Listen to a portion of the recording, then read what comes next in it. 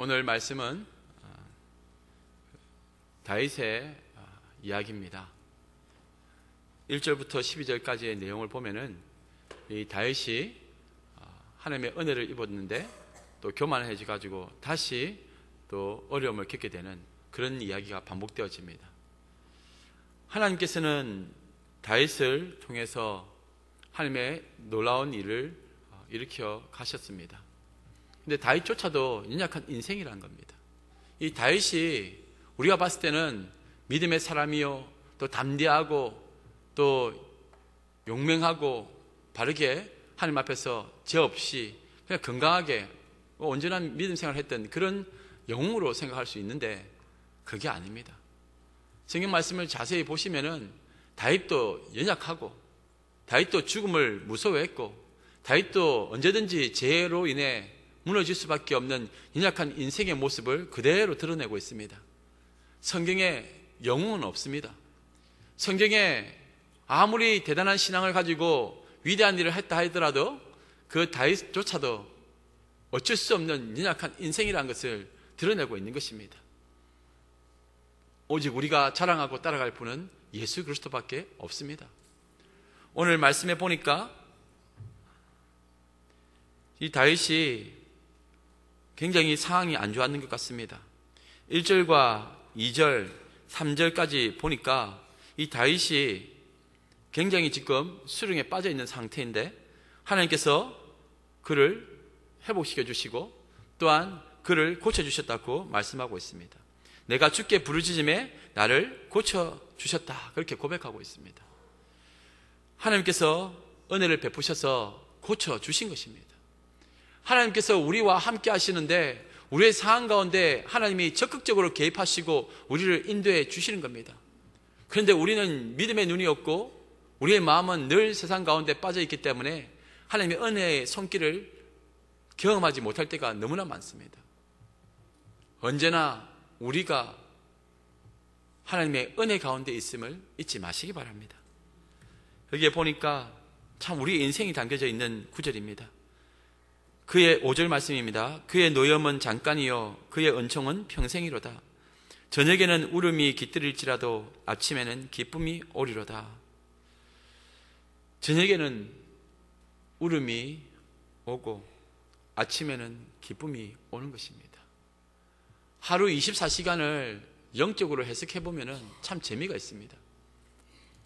아침에 깨어납니다.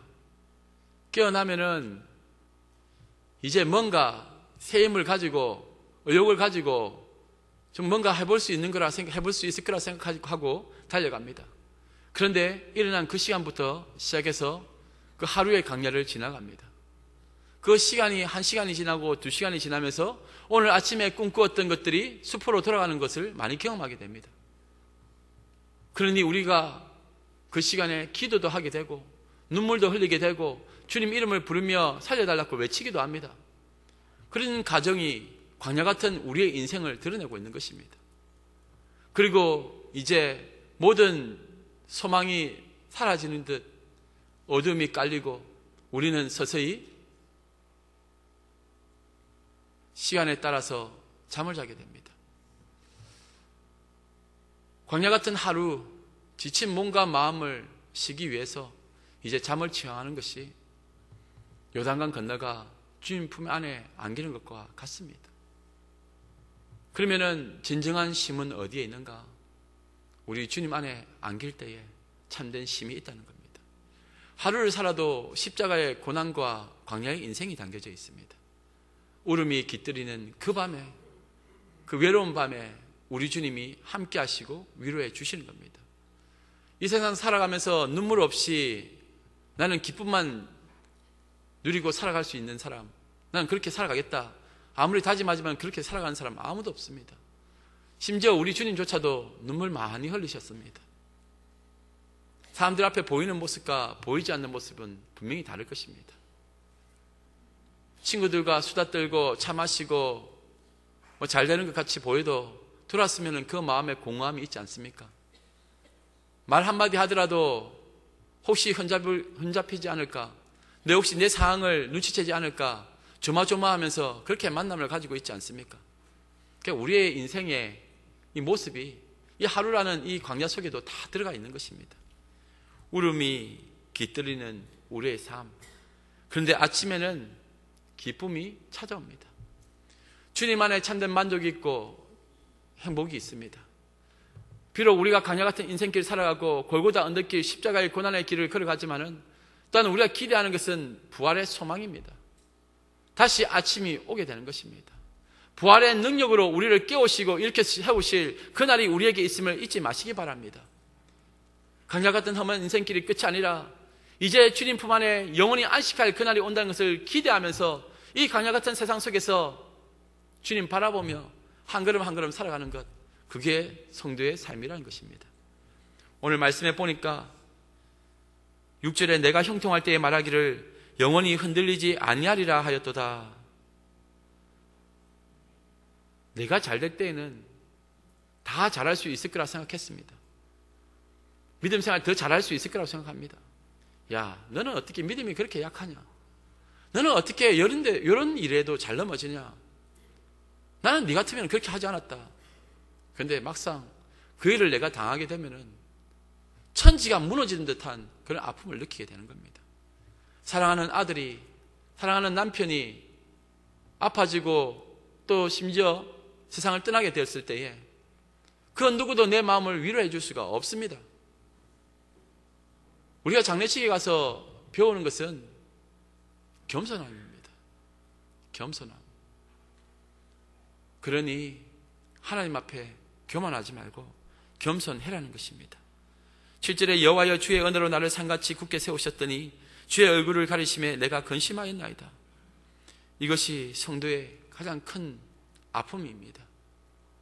주님이 나와 늘 함께 하신 걸로 알고 그렇게 살아가는데 어느 날 나의 제약으로 인해, 나의 교만으로 인해 우리 주님이 보이지가 않습니다. 늘 내 곁에서 함께 하시는 주님이 보이지 않는 것입니다. 그것이 성도의 슬픔이고 고통입니다. 9절에 내가 무덤에 내려갈 때에 나의 피가 무슨 유익이 있으리요? 진토가 어떻게 주를 찬송하며 주의 진리를 선포하리이까?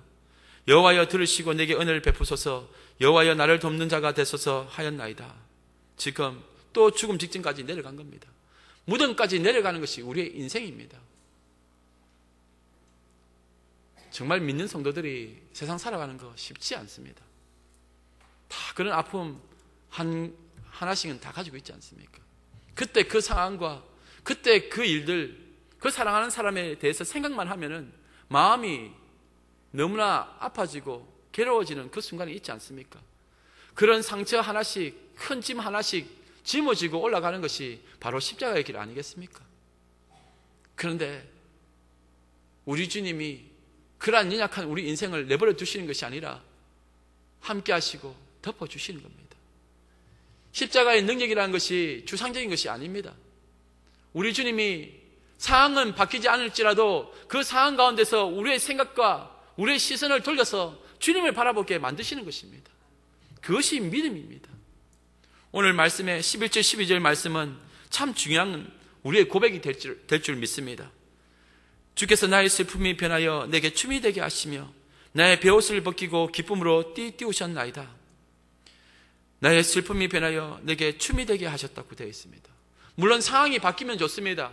그런데 상황이 안 바뀌었다 할지라도 그 슬픔이 기쁨의 춤이 되게 하신다면, 비록 내게 주어진 것이 다 빼앗기고 사라진다 할지라도 그 가운데서 주를 노래할 수만 있다면, 내가 꿈꾸던 모든 것이 무거움처럼 사라질 때라도 우리 주님 기억하며 그 속에서 주님으로 인해 만족을 얻을 수 있다면 이거야말로 찬양 중에 가장 큰 찬양이 아니겠나, 그렇게 생각되어집니다. 여러분, 11절 12절 말씀을 함께 큰 목소리로 고백하도록 하겠습니다. 주께서 나의 슬픔이 변하여 내게 춤이 되게 하시며 나의 베옷을 벗기고 기쁨으로 띄우셨나이다. 이는 잠잠하지 아니하고 내 영광으로 주를 찬송하게 하심이니 여호와 나의 하나님이여 내가 주께 영원히 감사하리이다. 여러분, 마지막 천승에 이르기까지 아무리 힘들고 고단하고 괴로운 인생이라 할지라도, 강약 같은 인생이라 할지라도 내가 주께 영원히 감사하리이다, 이런 고백할 수 있는 저와 여러분들 되시기를 바랍니다. 오늘 특별히 할렐루야 찬양대에서 감사로 찬양을 올려드린 겁니다. 기쁨이 있고 즐거움만 있어서 행복함이 있어서 찬양한 것 아닙니다. 한번 우리 찬양대 대원들 얼굴을 한번 보시기 바랍니다. 슬픔 많이 보이지 않습니까? 고달픈 인생길이라 다 표현되어 있지 않습니까? 인생길 뭐 있습니까? 졸리고 괴로우면 자는 거지. 우리 인생이 늘 즐겁고 행복하면은 그런 정신이 나간 사람입니다. 늘 슬프고 괴로운데 예수님 때문에 웃고 예수님 때문에 찬양하고 아무것도 없어도 감사하고 부유하게 살아가는 것이 믿음의 자녀들의 모습이라는 것을 인정하시기 바랍니다. 오늘 찬양을 열심히 부르실 것입니다. 주의 이름을 높이시기 바랍니다. 그리고 그것이 우리의 믿음의 고백이 되기 바랍니다. 악보를 보면은 높은 음이 있고 낮은 음이 있습니다. 긴 것도 있고 짧은 것도 있습니다. 이 높고 낮음, 그 가운데 우리의 삶이 들어 있습니다. 때로는 우리가 기쁨으로 저렇게 높은 음을 낼 수도 있지만은 때로는 무덤까지 내려가는 그 아픔의 선율 속에서 침묵하는 때도 있다는 겁니다. 그 박자와 그 높낮이, 이 모든 것, 우리 성도들의 삶의 그 질고가 다 악보와 같습니다. 그 삶이 바로 찬양이 된다는 것을 기억하시고 우리의 삶으로 드리는 이 찬양, 그리고 오늘 할렐루야 찬양대가 올려드리는 이 찬양을 통해서 시리에 빠져있고 어둠에 갇혀있는 이 민족과 또 우리 성도님들 삶 가운데도 하늘의 평화가 임하기를 주의 이름으로 축원합니다. 오늘 믿음으로 바라보며 승리하는 저와 여러분들 되시기를 축복합니다. 기도하겠습니다. 사랑과 충만하신 하나님 아버지, 참 감사합니다. 어떤 일을 많이 해서 어떤 것을 많이 가졌기 때문에 지금 내가 성공의 자리에 있기 때문에 감사하는 것이 아니라 아버지 하나님, 주님이 나의 구주가 되시고 내게 생명을 주시고 이 자리에 머물면서 예배드리게 하심에 감사해서 오늘 감격으로 주님 앞에 나가게 하시니 참 감사합니다. 아버지 하나님, 오늘 우리가 한 마음이 되어서 주님을 찬양하고자 합니다. 여호와 나의 하나님이여, 내가 주께 영원히 감사하리이다. 이 믿음의 고백으로 주님 앞에 섭니다. 우리의 슬픔이 있다 할지라도, 우리가 베옷을 입고 있다 할지라도 주님, 오늘 이 시간을 통해서 주님 성령님 역사하여 주셔서 춤이 되게 하여 주시고 기쁨으로 띠를 띄우는 아버지 귀한 축복의 시간 되게 하여 주시옵소서. 공길에 풍성하신 하나님 아버지, 우리의 삶을 통해, 우리의 고백을 통해 주님 홀로 영광받아 주시옵소서. 감사드리며 예수님의 이름으로 기도드리옵나이다. 아멘.